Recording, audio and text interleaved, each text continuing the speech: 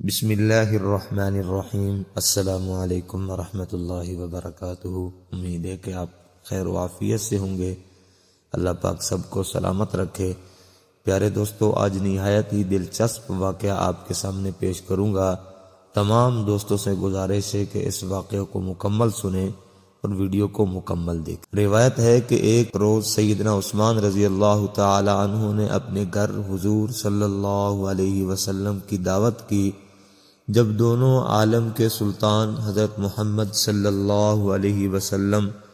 اپنے گھر سے جناب سیدنا عثمان بن عفان رضی اللہ تعالی عنہ کے گھر کی طرف روانہ ہوئے تو حضرت عثمان غنی رضی اللہ تعالی عنہ آپ کے پیچھے پیچھے چلتے جاتے اور آپ کے مبارک قدموں کی طرف دیکھتے جاتے، یہاں تک کہ محبوب کائنات حضرت محمد صلی اللہ علیہ وسلم نے وجہ دریافت کی تو عرض کرنے لگے، یا رسول اللہ صلی اللہ علیہ وسلم، میرے ماں باپ آپ پر قربان ہوں۔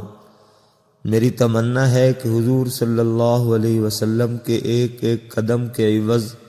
آپ کی تعظیم و تکریم کے لیے ایک ایک غلام آزاد کروں۔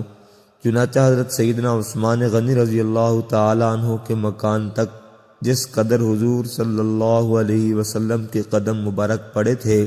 سیدنا عثمان غنی رضی اللہ تعالی عنہ نے اتنی ہی تعداد میں غلاموں کو خرید کر آزاد کر دیا۔ حضرت عثمان غنی رضی اللہ تعالی عنہ کے اس خوبصورت عمل سے حضرت سیدنا علی کرم اللہ وجہہ اس قدر متاثر ہوئے کہ گھر آ کر اپنی زوجہ محترمہ حضرت سیدہ فاطمہ رضی اللہ تعالی عنہا سے کہا، اے فاطمہ، آج میرے دینی بھائی حضرت سیدنا عثمان غنی رضی اللہ تعالی عنہ نے حضور اکرم صلی اللہ علیہ وسلم کی بڑی ہی شاندار دعوت کی ہے اور حضور صلی اللہ علیہ وسلم کے ہر قدم کے بدلے ایک غلام آزاد کیا ہے۔ میری بھی تمنا ہے کہ کاش ہم بھی حضور صلی اللہ علیہ وسلم کی اس طرح شاندار دعوت کر سکیں۔ سیدہ فاطمہ رضی اللہ تعالی عنہ نے حضرت علی رضی اللہ تعالی عنہ سے کہا، بہت اچھا، جائیے آپ بھی حضور صلی اللہ علیہ وسلم کو اس قسم کی دعوت دیتے آئیں، انشاءاللہ عز و جل ہمارے گھر میں بھی اس قسم کا سارا انتظام ہو جائے گا۔ چنانچہ حضرت علی رضی اللہ تعالی عنہ نے بارگاہ رسالت میں حاضر ہو کر دعوت دے دی اور شہنشاہ دو عالم صلی اللہ علیہ وسلم اپنے صحابہ کرام رضوان اللہ تعالی علیہم اجمعین کی ایک کثیر جماعت کو ساتھ لے کر اپنی پیاری بیٹی کے گھر میں تشریف فرما ہو گئے۔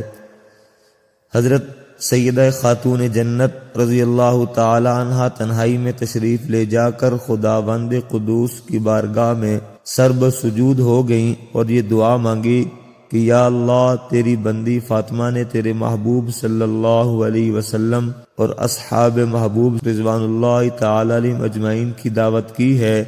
تیری بندی کا صرف تجھ ہی پر بھروسہ ہے، لہٰذا اے میرے رب، تو آج میری لاج رکھ لے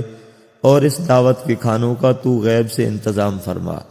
اپنے رب کے حضور یہ دعا مانگ کر حضرت سیدہ فاطمہ رضی اللہ تعالی عنہا نے ہانڈیوں کو چولہوں پر چڑھا دیا۔ اللہ سبحانہ و تعالی کا دریائے کرم ایک دم جوش میں آ گیا اور بغیر کسی قید کے رزق عطا فرمانے والے خدائے واحد نے فوراً ان ہانڈیوں کو جنت کے پاکیزہ اور لذیذہ کھانوں سے بھر دیا۔ حضرت فاطمہ رضی اللہ تعالی عنہا نے ان ہانڈیوں سے کھانا نکالنا شروع کر دیا اور حضور صلی اللہ علیہ وسلم نے اپنے صحابہ کرام رضوان اللہ تعالی علیہم اجمعین کے ساتھ مل کر کھانا کھایا۔ جب حضور صلی اللہ علیہ وسلم کھانا کھا کر فارغ ہو گئے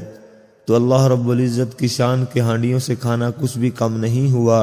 اور صحابہ کرام رضوان اللہ تعالی علیہم اجمعین ان کھانوں کی خوشبو اور لذت سے حیران رہ گئے۔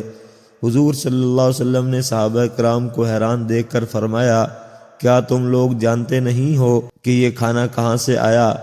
صحابہ کرام رضوان اللہ تعالی علیہم اجمعین نے عرض کیا کہ نہیں یا رسول اللہ صلی اللہ علیہ وسلم، آپ نے ارشاد فرمایا یہ کھانا اللہ نے ہم لوگوں کے لیے جنت سے بھیج دیا۔ پھر حضرت فاطمہ رضی اللہ تعالی عنہا تنہائی میں جا کر سجدہ ریز ہو گئیں